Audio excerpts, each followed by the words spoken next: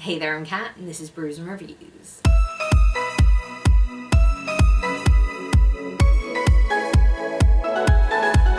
Today's video is an announcement for the Spoonies Readathon, which is a readathon that I co-host with Emily from Novel Novels. Now, you may have already seen Emily's announcement video. I'm just a bit late. I had some stuff going on, so oops. But let's talk about the readathon. It takes place throughout the entire month of May. It's a readathon that's all about reading about disabilities and chronic illnesses. I was a co-host for this readathon last year and I had a lot of fun with it, especially because it's really nice to engage with literature that makes you feel so seen, because I am a spoonie. I am currently in the process of potentially being diagnosed with fibromyalgia. I've had chronic pain for a long time. I have chronic migraines, which are just the worst thing ever.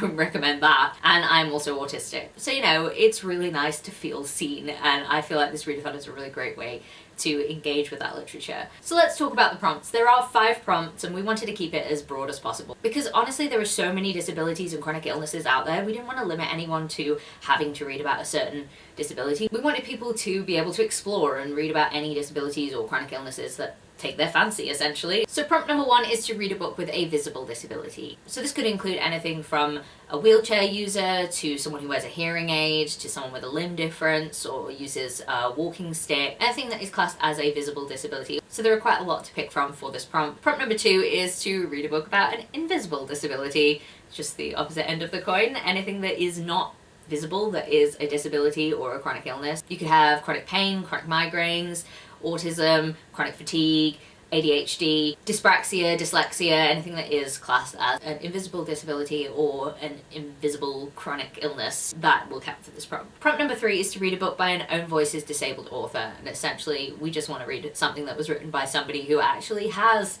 a disability or chronic illness, because it's really important to engage with literature that is written by people who have those experiences. It's often the best way to get an accurate representation of what that lived experience is actually like. So if you only do one prompt, I definitely recommend you do this one. Prompt number 4 is to read a non-fiction book about disability or chronic illness. And there are a lot of books out there about visible disabilities, invisible disabilities, chronic illnesses, how that is sort of interpreted by the world. There's a lot of stuff out there to read. And then prompt number 5 is to read a book that makes you happy. This prompt is basically so you can read whatever your favorite genre is, whatever book takes your fancy, just something that you think is gonna make you happy, because I'm sure the rest of you spoonies out there know there's a lot going on and we just sometimes need something that will make us happy. And that's what the point of this prompt is. So there we have it. Those are all the prompts for this readathon. If you do want to take part in this readathon and you do post anything about it, please use the hashtag Spoonies and tag me and Emily. I'll leave all the links to everything else in the description below. Also, Emily and I will be doing a live show in the first 2 weeks of May with Danny from Danny's Book World, and it'll mainly just sort of be a discussion where we'll just be talking about all things like disability and chronic illness related, and it should be really fun. So if you want to come along to that, look out for that. It will be on Emily's channel. And yeah, I really hope you will join us for this readathon. It is a really important one for me because I am a spoonie myself, as I have said. So yeah, I really hope you'll join us. If you made it this far into the video and you don't have anything else to say but you want to let me know you were here, then please leave a spoon emoji in the comments, because